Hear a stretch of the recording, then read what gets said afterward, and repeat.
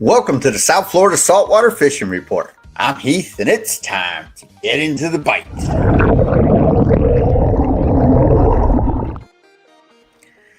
All right, folks, welcome to the show. South Florida's ultimate resource for everything local fishing.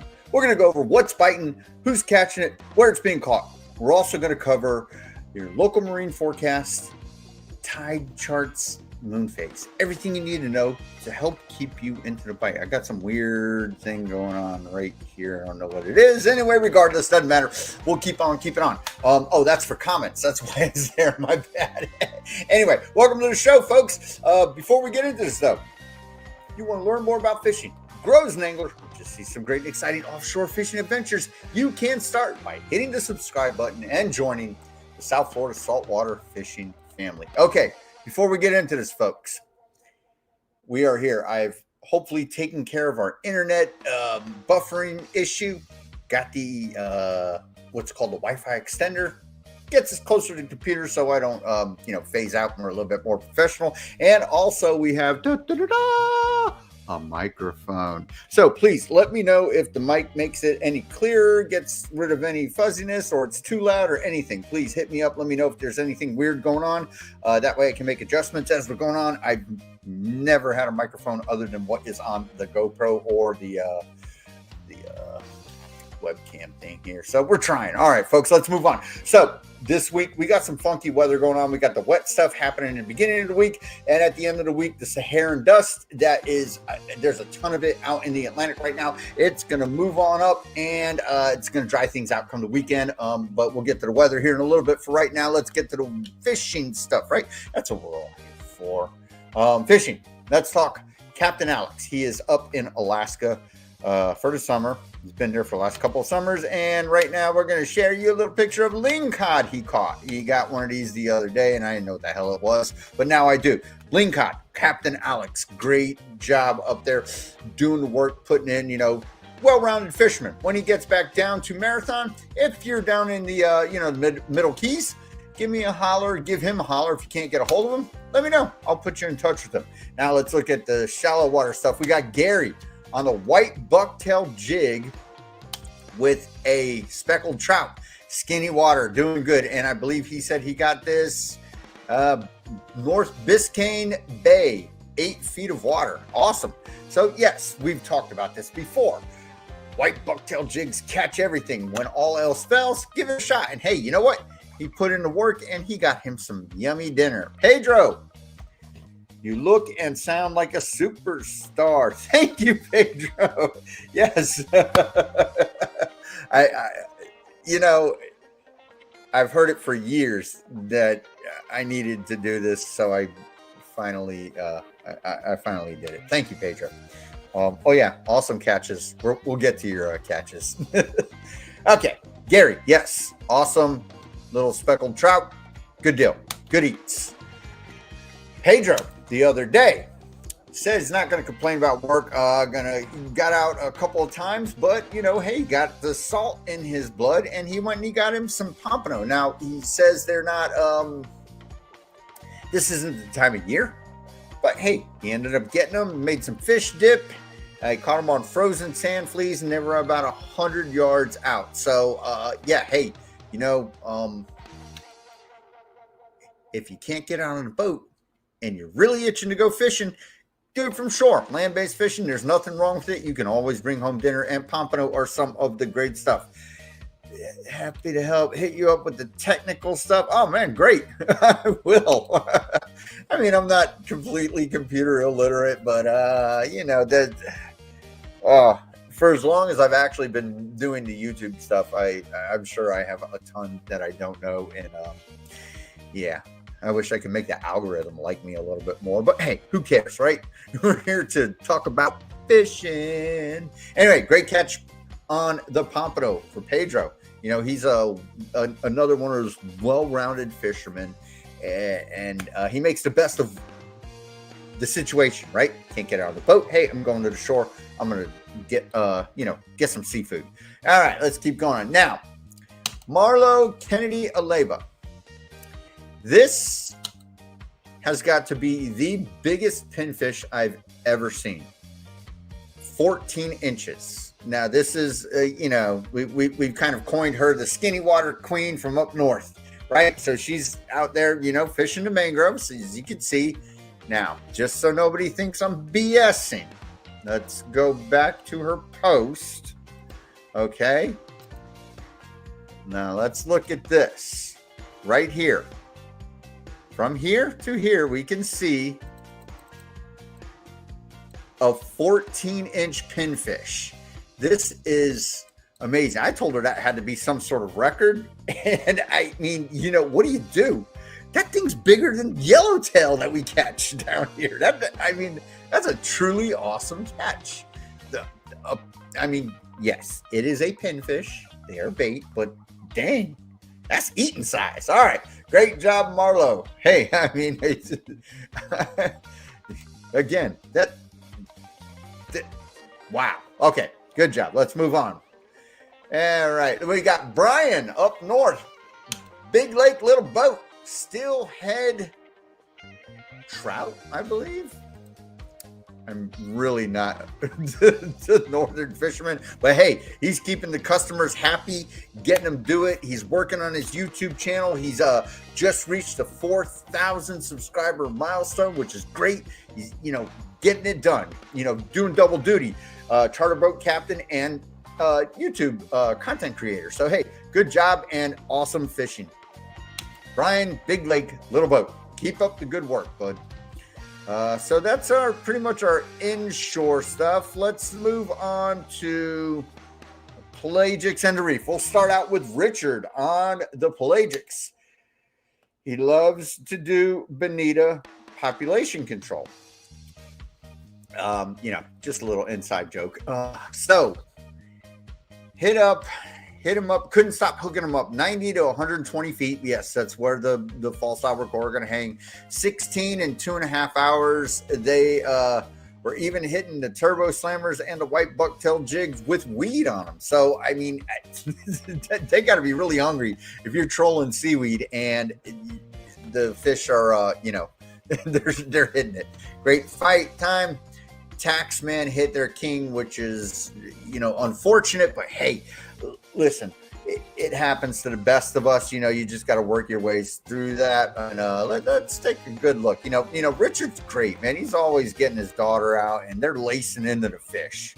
So, and what amazes me more about this, let me just mention something here. This is literally a chest freezer on this man's boat. He took it to the next level. I love this. I could be wrong, but that looks like what I got in my garage that holds my bait. I love this right here. All right, let's keep on keeping on. Richard with his, 16 false albacore. Did a great job. All right, let's keep on keeping on, right? We're going to keep on the reef, right?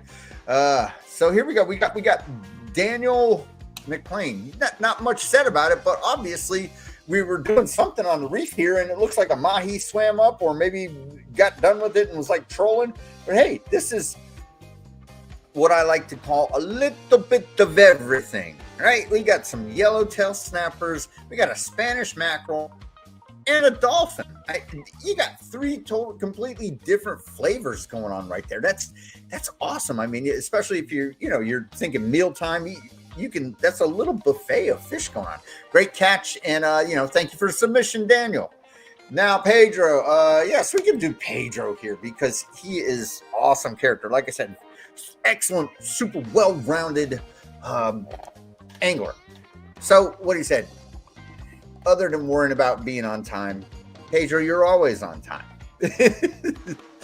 Got out this morning, 7 a.m. to 11. Brutal heat. I agree with you. I'm in a warehouse all day where it's like 150 degrees. It was like a lake, and it did look like a lake from the picture that I will show you here in a minute. Current 2 knots. Took a while to find them. Found them between 80 and 95 feet. Frozen sardines, long leader. And he says, oddly enough, no sharks and only one hookup with the false albacore. So, hey, I mean, congratulations. You're obviously not that great of a fisherman if you can't hook into false albacore this time of year. You know, Like I told Pedro the other day, I must be horrible because I can't hook any this season. But hey, hey, we all call that luck if you manage to not get the false albacore. Anyway, I mean, man, he's definitely 1, 2, 3, 4, 5, 6. I mean, he's got the mutton snapper fishing dialed in. Got his spots, gets out there, puts in the work, obviously, puts in a ton of hard work and effort and keeps on these nice fish. And, there's no other way of saying that, this is how you get it done, folks. You put in the time, you figure it out, and you get it done. And Pedro has proved it time and time again that, consistency, persistence, and definitely putting in the effort and the work, you will get out there and get it done, and everything will happen for you. All right, Pedro, awesome. I will show your other catch and the lake. Let's look. Ray out of Key Biscayne, 900 feet, trolling black and purple squirt squid. So, folks, there are a few keeper dolphin out there still. He ran into this nice little bull. And now, Pedro, thank you for being part of this community. I can't thank you enough for all of your, your submissions, your knowledge, and everything that comes along with it. It is what it is. You give, you receive. Thank you, Pedro. All right, 900 purple black squirt squid with squid, trolling it tipped with squid, not with a ballyhoo, not with a bonita strip. So you see, there's different ways to pick up dolphin out there. One of 2 keepers caught 900 feet, lots of scattered seaweed. Okay, no big patches. Yeah, it's that time of year. Sometimes I went out there a couple of weeks ago. There was nothing out there. So yes, very nice dolphin here. Dinner. So there are a few still running around out there, and we'll get to that. Jody Hill, single mahi off BOCA, 500 feet. So we're seeing the spread, 500, 900. There was someone, I believe it was Sean. We'll get to him. He said he caught something in 100 feet right out of Port Everglades. Single mahi, scattered weeds all over. Yes. Tough day. Yes. So, folks, if you are trolling and you got scattered weeds and you want to try to help avoid them, pick up the speed, do 9 to 10 miles an hour, and that will help you skirt through a bunch of that scattered weeds. Came back in shallow, hooked 2 sails, and both got off. That's sail fishing for you. Sometimes you get them hooked real good and you get them to the boat. Other times they're fun. They jump a couple and then they're gone. So, hey, Jody Hill, awesome. Everybody's making tacos this week. All right, what else do we got? I know we got some more pelagic stuff going on somewhere. Yes, Nick. Here we go. Another reef haul, right? Similar to the other one where we saw the yellowtail, the mahi, and the Spaniard.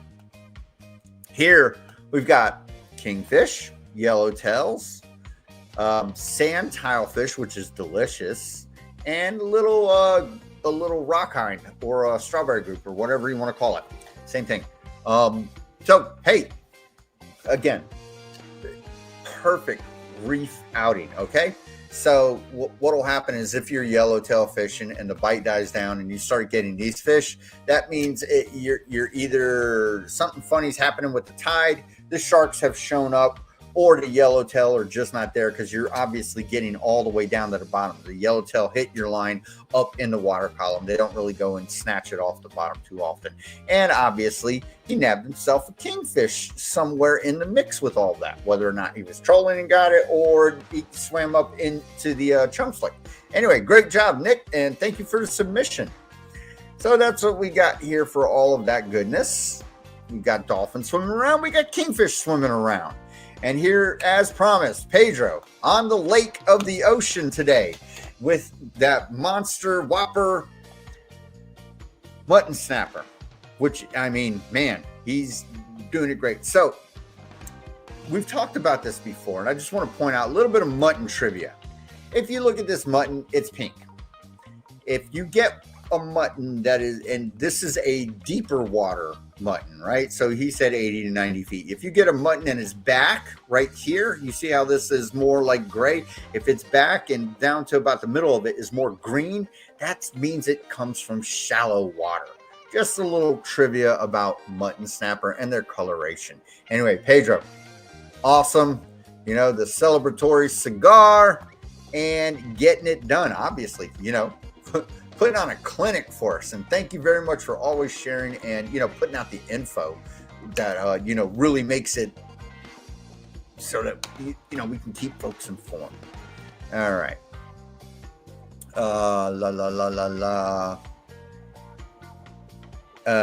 Somebody's looking to split or buy a skiff. They're serious. This is Brian. If you're looking to split a boat, which I don't recommend, go for it. David picked up one in the first set of the evening. This was a couple of days ago. Just testing the boat, which is good. And then he said, but he had to do the Heath trick. Thank you very much. Whatever the trick is, hey, I'm glad it worked. Anyway, perfect. You know, they're going home with some tacos too. You know, boat don't get super dirty. Get them in, get them home, get them clean, and make some tacos. Great job on the catch, you know, especially, you know, as soon as you get the lines out, you get in the water, and you come home with a little surprise. Awesome job, David. Thank you for the submission. All right, so that about does it for our fishing report, folks. We're going to, oh, wait, Mike Bayless. Look at this, limited out, some nice ones, lost a 20-pounder. Yeah, isn't that the way it goes? Picked these all up off of a floating crab pot float, which is a little buoy, about that big probably, or maybe something a little bigger, and grass in 1,400 feet. So he headed out quite a ways out there. That's about, you know, that's you're what, 1,400 feet out here in these waters. You're about somewhere between 12 and 15 miles out. So he made the venture out there, found the stuff, got lucky, and ended up coming home, you know, with some dinner. Definitely. Hey, great job, Mike. I'm glad you found them, man. That's awesome. And let me see. I saw something. Let me see if I can scroll down here a bit and find it. No, I can't. Sean was on his I guess it's not doing it for me. He was on his wave runner. He went way out there. He said it was super rough, and you could see him bouncing around on his wave runner, but I don't know where the post went. All right. Anyway, folks, that's it for our fishing report, right? So, dolphin, they're still around. They're not in abundance. Kingfish are biting right now. So it's the time of year to start working that reef, right? Troll those deep ledges. If you're getting slaughtered by the false albacore, the bonito, go out past 200. They'll leave you alone. They ain't going out any further than 200. If you get one out there, it's a fluke. 200 to 300, you'll be looking for the wahoo bite out there, as along with the possible dolphin. The mahi are obviously scattered everywhere right now between 100 feet. Like I said, I read something that Sean, who is our resident wave runner troller personnel, I'm trying to figure out how to word it. He's not a wave runner. He's always trolling. Right now, he's been nailing the mahi great. He said he got one in 100 feet right out of Port Everglades. So the dolphin are everywhere, right? But again, you're going to have to do the work for them. It's not April anymore. So the kingfish too, right? The yellowtail snapper, the mutton snapper. So folks, the reef is the place to be right now. You don't have to go, 15, 20 miles offshore unless you are still trying to work for those dolphins. And again, it's going to be a trick. You may end up with a bunch of heartbreak, or of course you could end up like Mike Bayless with, you find that lucky floating thing and they're there and it's on. All right, good to go. Let's talk a little bit about our weather, right? So as I said, we got rain coming in. So the thing with the weather this week is we're going to have some rain in the morning and then it'll dry out in the afternoon. And then the rain as it develops in the afternoon is going to come from the west and push back over the coast. So let's see. That's just what our local meteorologists are saying. And also there is Sean. Yeah, there you are. I don't know why it wasn't showing up. You just have to switch to the new post as it comes up. Yeah, I saw it on the the thing earlier, and it was amazing. I was watching your videos and stuff, and especially like watching you run out and seeing your wave jumping and stuff. It was crazy. But yeah, I don't know where your post went. If you want to re-upload it, I just don't know where it went. I'm like looking for it. Anyway, yes, we all know Sean is, one of the bravest people out here when it comes to putting on that explorer's cap, because to head out to 900, 1,000 feet on a wave runner is, that's the Florida man in effect, definitely. And I appreciate what he does and all of his submissions, letting you know that, hey, it's not impossible to get it done if you've got, the ambition. All right, folks.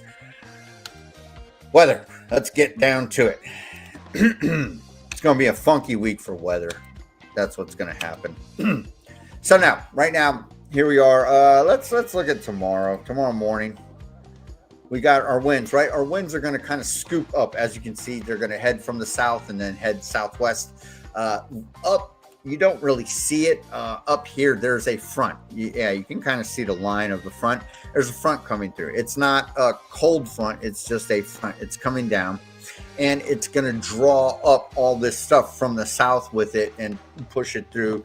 And storms are going to head down into the Straits of Cuba and stuff like that. We'll see whether or not it shows up on this forecast model or not. So this is windy. If you have not seen, if this is your first time on a show, right?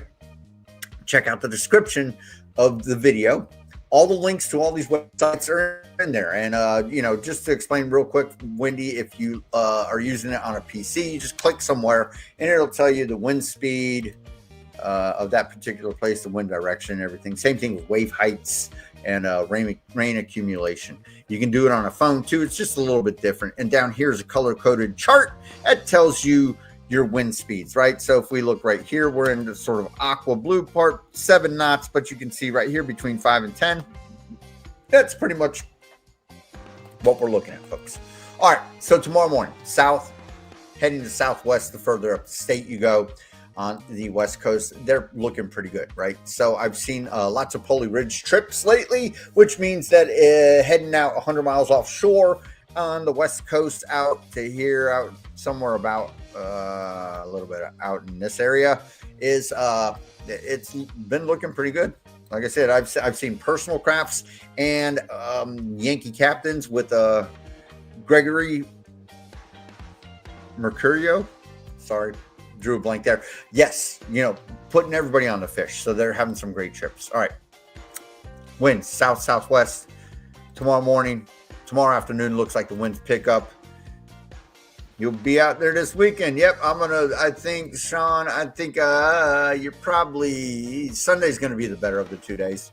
But we'll get to that.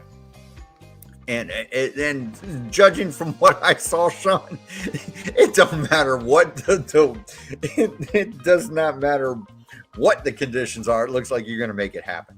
All right. Yes, tomorrow morning, down in the Keys, right? We're looking at a little 8 knots, lower Keys, 6 knots. But the further up the coast we go, it looks like it's going to pick up. And this is all tomorrow afternoon, right? So we got our onshore breeze happening in the afternoon. And that's just this time of year. Thursday morning, elevated. So it's going to pick up as we head towards the weekend and then peter off sometime Saturday afternoon. Thursday afternoon, coming from the southeast at 11, still, not much difference. Lower Keys, same thing. Upper Keys, it looks like you got a moment of pleasant, but it's not. It's all day. It's going to be picking up and down the coast. Vero Beach, look, they're the same thing. 11 knots from the southeast. Come Friday, same thing. It looks like it's even picked up 15. So for the rest of the week, we're looking at the wind and the weather gradually increasing as this front comes down, and then it's going to go away just like any cycle does. And as the weekend starts coming through, we got that Saharan dust that's going to put a haze in the sky and sort of dry everything out. So we will have rain for the next couple of days into the weekend, and then as the weekend just starts out, we will dry out. So Friday afternoon, not much changes. So we're looking at, low double digits from the east, south, and as they get up north, they sort of change direction. Not too bad. Everglades National Park, it's ripping at 15 from the east. So, that skinny water is looking at getting a little murky. Skyway Pier guys are not too bad, but it's always, light work over there for those guys. Unless the wind is coming from the west, then that makes their conditions a little bit trickier. Over here on the East Coast, which is, the South Florida saltwater fishing, Tri-County area thing. Hey, we're looking at, windy conditions over the next several days. Saturday morning, again, 10 knots, 12 knots.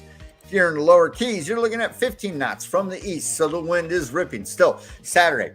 Let's move into Saturday afternoon. Looks like it wants to start letting up, right? So Miami, we'll look at 7. Palm Beach, we're looking at 5. So this is that, like I said, Saturday heading into Sunday, it looks like it's going to calm down, which is why I had mentioned to Sean that Sunday was looking, from what I've already seen on the forecast models, Sunday looks like it'll be the better of the 2 days out of the weekend. If you're in that group that says, hey, I only got 2 days. I work all week. I can't do it except those days. Anybody else that's got the other days, well, hey, during the week, it's not happening. So, a lot of folks that can get out during the week avoid the weekends because of the madness. So Sunday morning, right? Look at this. Again, 5 knots from the east. So Sunday morning. Saturday evening, it obviously starts to peter out, and it holds through until Sunday morning. Sunday afternoon, not much more of a pickup, but the wind does look like it wants to shift and come out of the northeast. Down in the Keys, 10 knots and 7 knots from the northeast, but that's like kind of inshore. Not too bad. West Coast still looking the same, all good for all those guys. All right, let's look. Monday. Again, we got Monday morning, we got light work, 1 knot out of the northwest. So come early next week, we're looking at a nice little change of pace for our weather. Monday afternoon, let's give them around 5 o'clock. There we go. So yeah, the wind shifts from that northwest down to the southeast, which is, your typical your wind direction for this time of year. And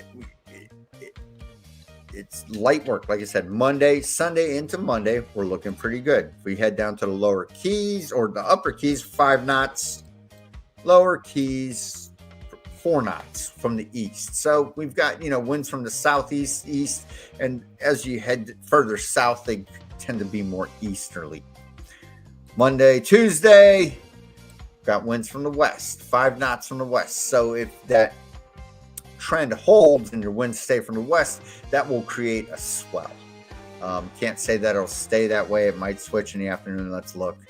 It goes from west and shifts to the south as the day goes on. So that's Tuesday. So that's our wind, right?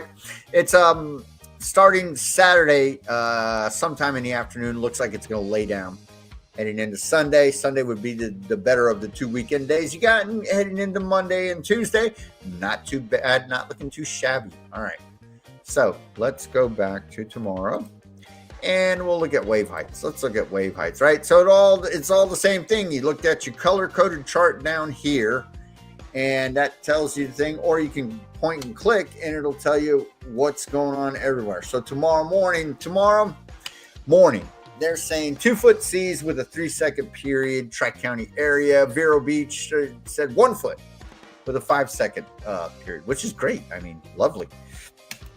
Upper Keys, 2 feet, 3 seconds. Lower Keys, 2 foot at 3 seconds. So, 2 foot at 3 seconds is it's choppy, right? It's not undoable. It's not ridiculous, but you can get out there and do it. And that's tomorrow. That's coming off today, which was, if you looked at the picture of Pedro with the mutton on the boat, it was, like he said, it was like a lake out there. Tomorrow afternoon, not much changes. 1 foot, 2 foot, short period. Thursday, Here's where we start to pick up. So tomorrow, if you can get out, hey, the wind will be blowing, but and it'll pick up gradually as the day goes on into Thursday and Friday. They're saying 2 to 3, so we're looking at 2 to 4 on come Thursday. The Thursday afternoon, it stays about the same, 2 foot with a 4-second period. So 2 to 3, 2 to 4, not bad. You're gonna, when they say 2 foot, it's an average here. So it may be on the higher side, it may be on the lower side. It's kind of tricky to look with windy. That's why we use a couple different things, and we also use our webcams, our inlet cams, our beach cams, all that goodness, all these utilities we have at our disposal to make a solid plan. Make sure we're going to be safe, and also make sure that we can try and get some meat on the deck. Okay. Thursday afternoon, Friday morning. Again, so we saw the wind. With the elevated wind, we've picked up seas, right? 3. So we're looking at, 2 to 4, 3 to 5 in all these areas up and down the East Coast, and looking a little bit more meaty as we head down to, the lower end of the Keys, looking at 4-foot waves with a 4-second period. That's getting a little bit on the, what I like to call, gnarly side. You got to really be, into your fishing if you're heading out in those conditions. All right. Friday afternoon, not looking much better. Okay.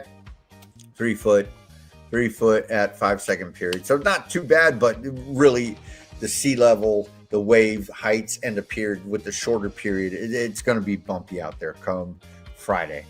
Saturday, it lets up a little bit, and it should be, letting up a little bit as Sunday approaches.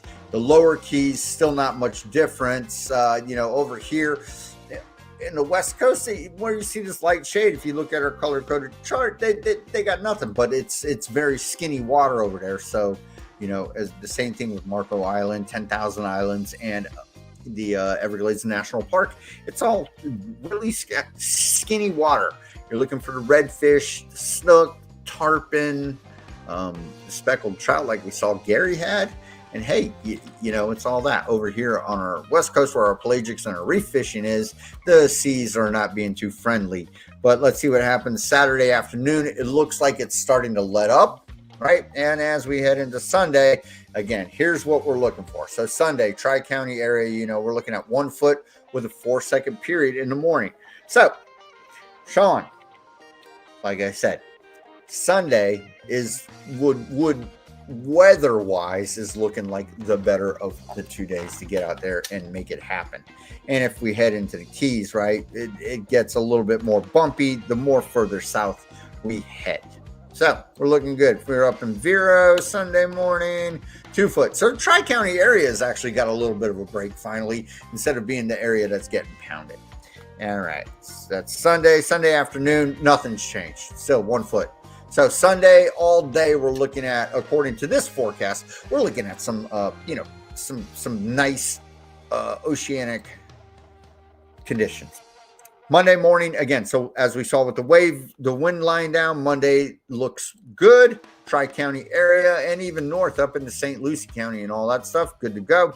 Lower Keys, it's letting up. It's not bad. And again, they're out in the straits. So, between Cuba and the Keys, this is where that wind, there's no protection here.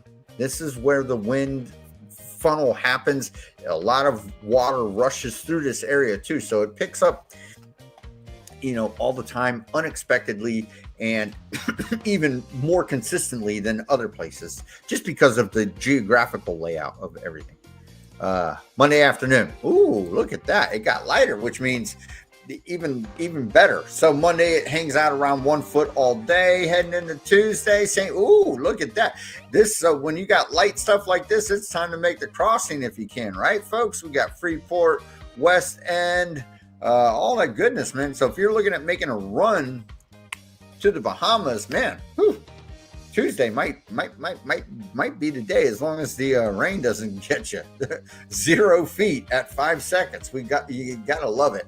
Up as you move further north, a little bit of the waves, but Tuesday is looking great. So, like I said, Saturday the conditions start to lay down. Sunday through Tuesday, we're looking, wave wise, wind wise, good. So let's take a look at our rain and see what Mother Nature is going to throw our way when it comes to rain. Nope, not wind. Rain. Sorry, I had a brain fart there. All right, so like I said, we're looking at reverse trend. We're looking at rain in the morning and rain forming over land and heading west in the afternoon. So again, here we go. Rain in the morning tomorrow, and then in the afternoon, rain, which will form in the west and head to the east. This is a little bit of a reverse trend of what we've been seeing, which is, it's nothing out of the ordinary for this time of year, but it is a reverse trend of what we've been seeing. Usually, you see the rain in the afternoon.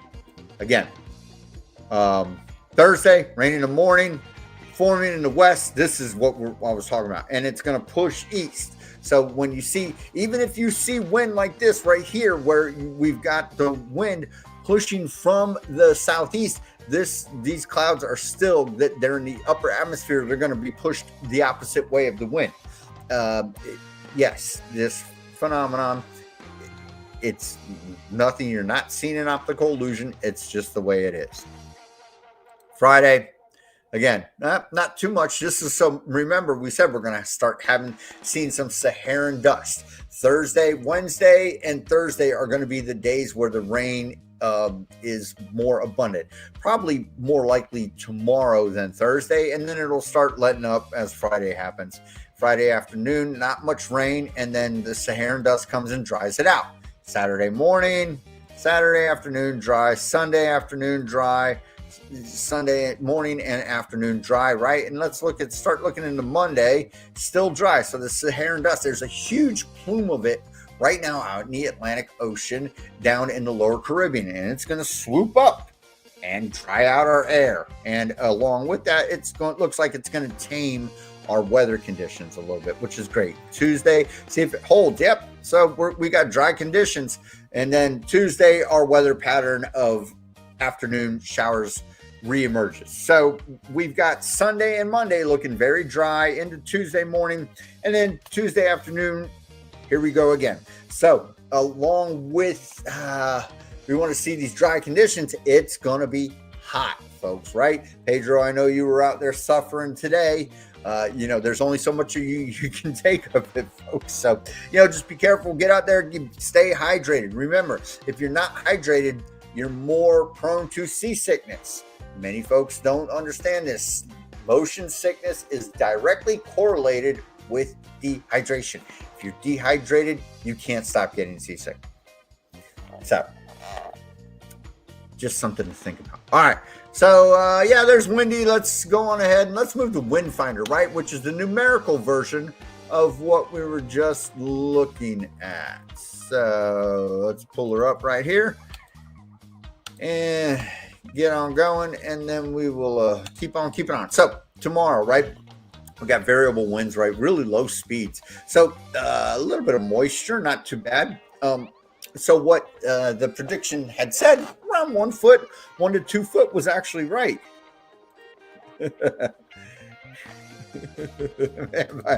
by 11, you were done. Yeah, like I said, I work in a warehouse, and the heat index in the warehouse is like $1.20. And I know when I'm out on the boat, I got a bimini top on my boat. Whether or not you got a T-top or not, that heat is inescapable. I really don't put the top up because I can't fish with it. I put the top up if I'm really dying. And Pedro, you're a beast for taking it on the chin and getting out there and staying out there as long as you did, Pedro.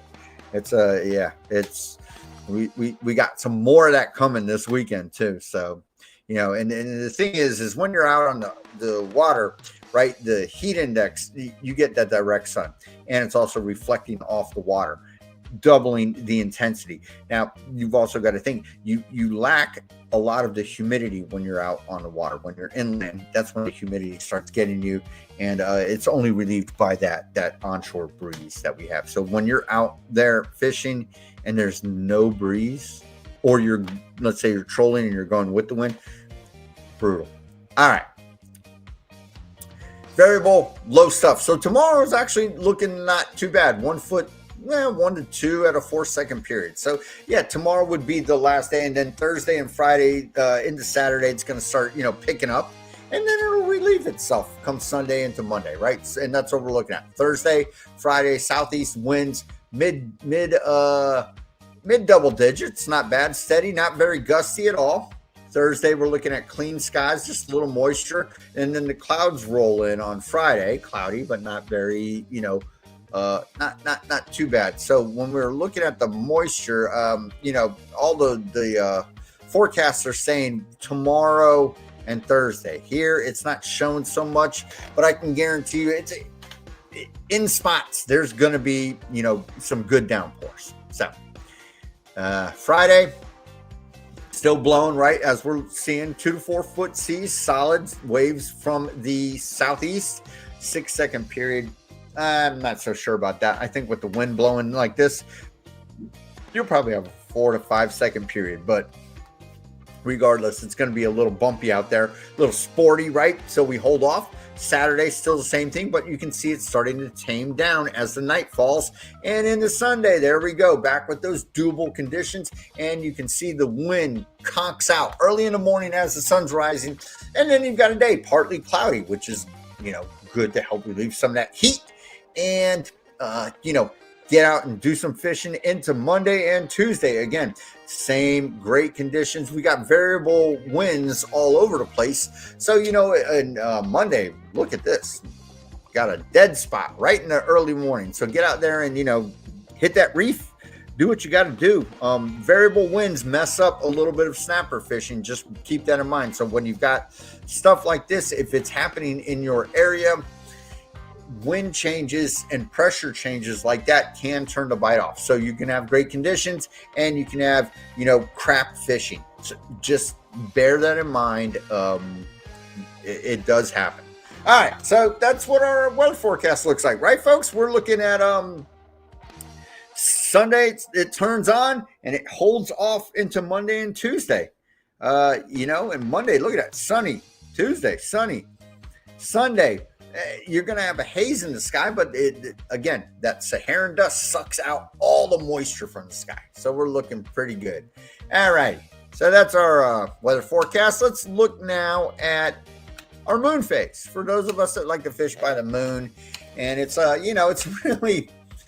it's always interesting to hear different thoughts about the moon. Me personally, I like fishing when the moon is, halfway or less. Like right now, we are waning, which means we're heading towards the dark side of the moon. When you're waxing, you're heading towards the full moon. So we're waning, which means we got a couple more days and we're going to have a new moon.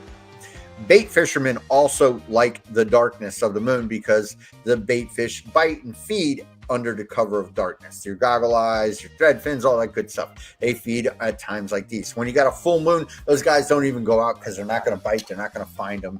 And all of your pelagics are feeding, with reckless abandon when you've got a bright lit moon. So me, like I said, personally, I like it half moon or less. But then again, sometimes you can't pick and choose when you're going to fish. You just got to get out there and go if the going's going, right? All right. So right now we're waning 6%. Tomorrow 2%.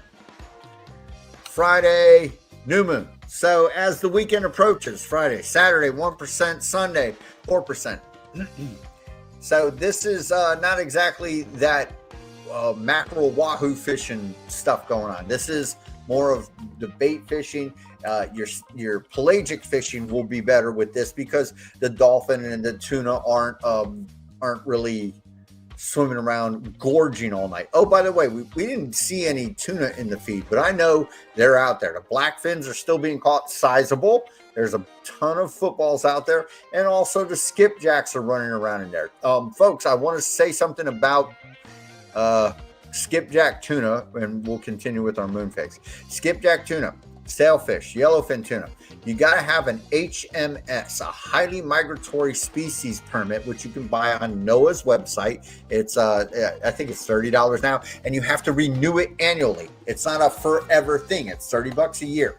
If you get caught with one of these fish on your boat, FWC can't write you a ticket because it's federally regulated, but they can always check to see if you've got it, and they can report you, and then NOAA can get in touch with you and figure out whether or not they will pursue a penalty or if they're going to let you go and say, all right, hey, don't do it again. Just remember, skipjack tuna, everybody catches them and nobody ever thinks about it. Yes, HMS permit, highly migratory species permit, $30 if you want to keep them. You need it for sailfish and yellowfin tuna too, and there's a couple other things between here and the Bahamas that you need them for. So yeah, anyway, back to our moon, right?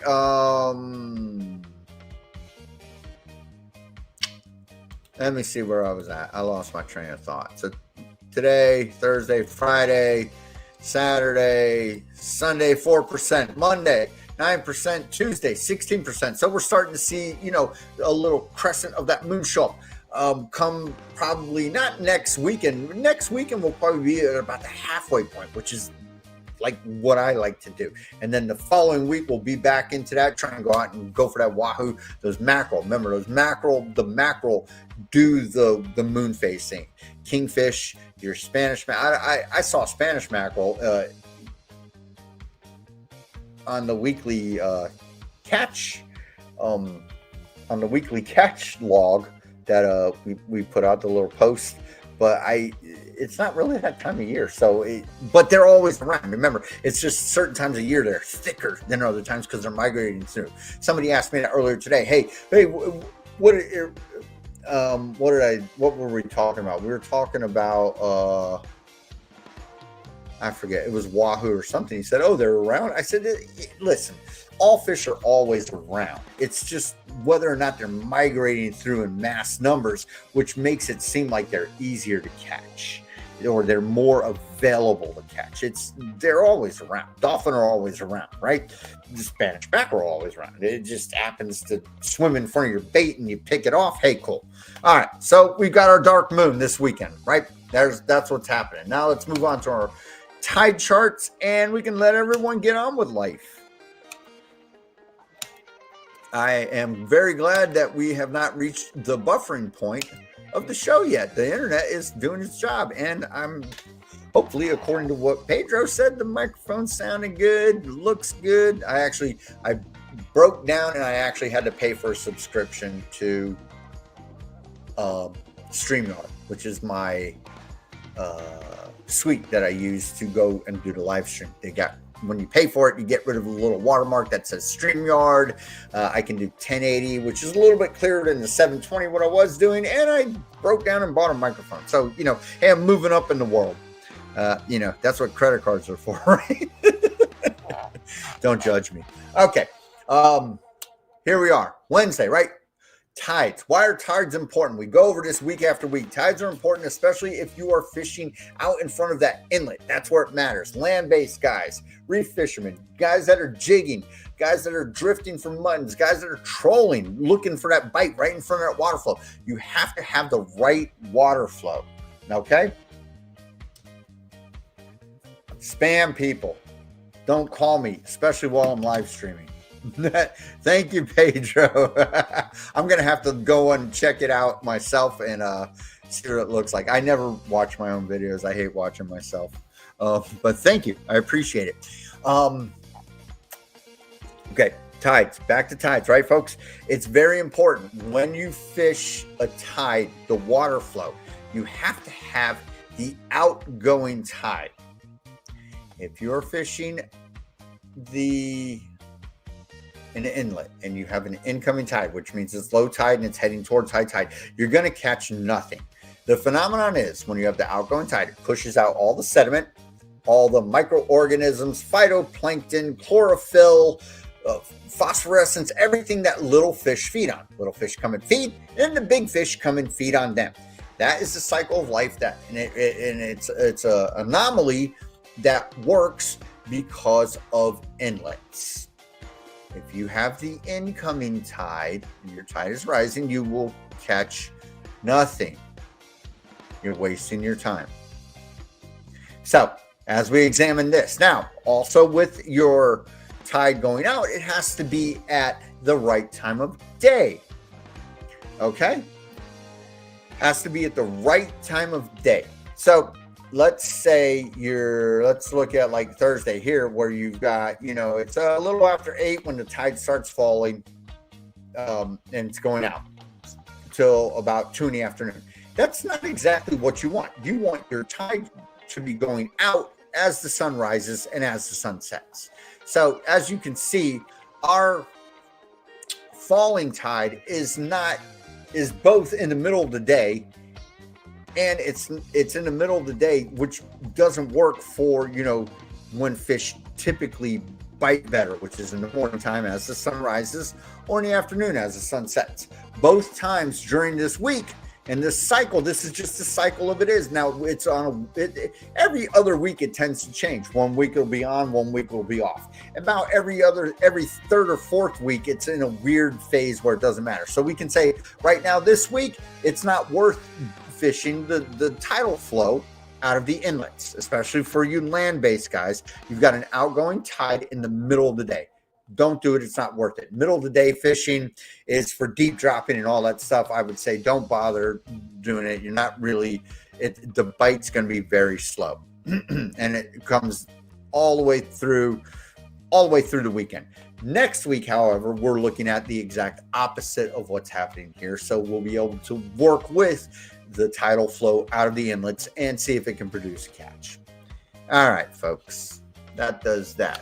Okay, so before we head out, that is everything, for the show. Now we're just going to wrap it up here real quick before we head out. If you are in the market for some fishing apparel, some of the UPF 50 shirts, sunscreen not needed, right? These are those shirts. You see all the fishermen wear them. You go, how can I look like a fisherman? Well, this is your chance. And you can look great in some South Florida saltwater fishing apparel. It's got the logo on it.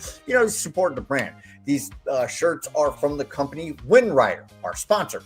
They were gracious enough to put the South Florida saltwater fishing logo, if it'll ever pull up, on our shirts. We're going to go back to the last sheet. They got straight up long sleeve shirts. You can get the logo on the front and the back. They got shirts with gaiters and hoods. They've also got shirts with just hoods. If you don't want the thing over your face and you can't stand it like I can't, but I have it, so I just wear it around my neck. Come over to Trinidad. Hey, I'm working on getting my passport, by the way. Thanks for the invite. Maybe one of these years I will. I got to get out of this country. Pedro turned me on to Costa Rica a few weeks back, and I've had a couple of people over the last week tell me, hey, you need to come to Trinidad. I'd love to. What the reality of it is, I don't know. I'm just being honest, guys. Yes, but maybe no. Who knows? Anyway, right. So with these shirts, right, folks, they're UPF 50 shirts. They dry quick. If you get them wet, they dry quick. They're they're fairly stain resistant, right? You can get mahi blood. Hey, Chloe, how you doing? From Vegas, watch, woohoo! I did see you just calling right now. Don't worry, I'll call you back. I didn't want to ignore you, but I can't answer the phone while I'm, doing this here thing, Chloe. Yes, Chloe is in Vegas for a space convention. Yes, doing great in life. Anyway, shirts, right, folks? Keep you warm in the winter, keep you cool in the summer, dry quick, all that stuff. And the best thing about them, like you said, no sunscreen required, right? I hate sunscreen. My hands get burnt, my face a little bit, but the only place I really put sunscreen, which is like a little deodorant stick from Coppertone, I use it on my nose. I used to get really bad sunburn when I was a kid on the nose. So, just protect yourself from the sun's bad. All right. I teach a lot. Thank you. Hey, there's Chloe. Wanted to deliver the news to get your live reaction. I got my official letter to start Lockheed part-time until, hey, there we go. Look at it. You see, this is Well, this is the proud parent moment. Chloe worked for Lockheed Martin, folks. Hey, you can't ask for more in life than your children moving forward and, being successful. Yes, exactly. I'm glad you got that.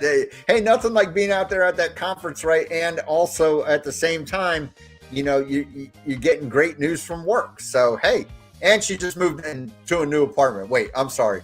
Chloe didn't move in. I moved her this weekend. Anyway, all jokes aside, folks. All right, when you get a chance, hey, yes, great start to the year. Yeah, great start to life and career. Yes, you're going places. You're definitely going places. Yes, congratulations. Thank you, Pedro. Pedro is awesome. He's always on board and very supportive. Yes, I can't say enough about Chloe and her accomplishments. Very I wish I could have been more like her when I was younger. Definitely. All right, back to it. Let's end this show, folks, man, and let everybody get back to whatever it is they want to get back to, right? So before we leave, folks, if you're on Facebook, let's take a look here. We got the South Florida Saltwater Fishing Report. This is the page that directly fuels this weekly live stream on YouTube. If we don't have people that submit catches like the great Pedro, the PR, he has a knot named after him, right? The PR knot, Pedro Ramos. I believe they named it after him. He just doesn't know it yet.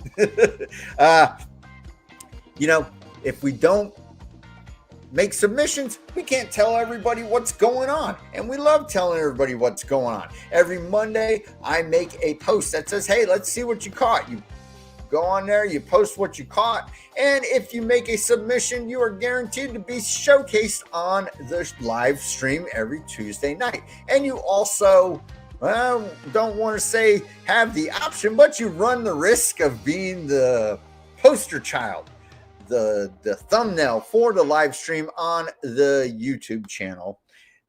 Yes, there we go. Please send more videos. I'm trying. I wish I could get out and do it. It's rough when you can't go fishing all the time. It's hard to run a fishing YouTube. I told you. Yes, that is what we're talking about. See, Pedro's got a knot named after him. Anyway, yeah, we're having a good time, folks. Yes, South Florida Saltwater Fishing Report. It looks like this when you run across it on Facebook, minus the date. It says South Florida Saltwater Fishing Report. It's a private group, folks. I'm not having 100,000 bots. We've got a couple of public groups down here in the South. It's too much crap. They've got AI enabled. Their AI is asking all sorts of dumb questions. People don't even want it.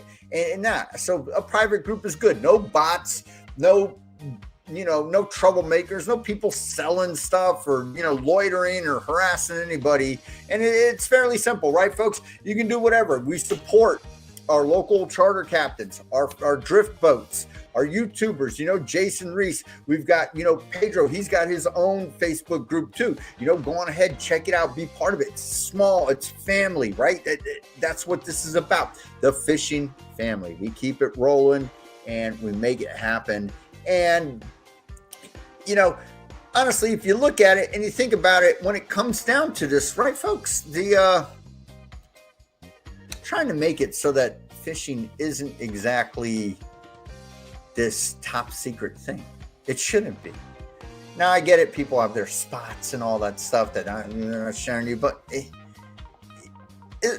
is a spot really worth it? I mean, honestly, I've given up pretty much all of my spots. And if everybody wants to go and fish them out and do it, oh, cool, man, I'll go find new ones. But a lot of my new name fishing guru team, yes, thank you.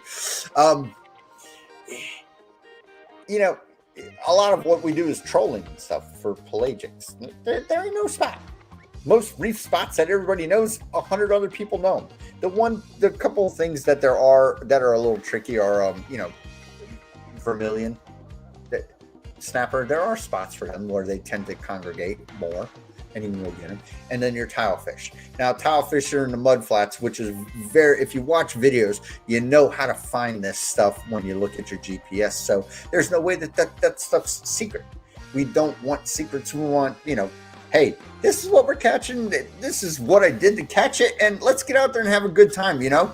And, you know, it's all about education when it comes to it, too, so that we can eventually get, you know, everybody trolling the reef. Let's see, you go like this in and out of the reef instead of the one guy going like that you got to go, oh, I got to adjust my route to make sure I don't run over his lines and, you know, not be a a-hole when it comes to dealing with them. But hey, you know what? Everybody's got their own thing that works for them, and that's what's great, and that's what makes this community awesome. All right, folks, I'm done. Stick a fork in me.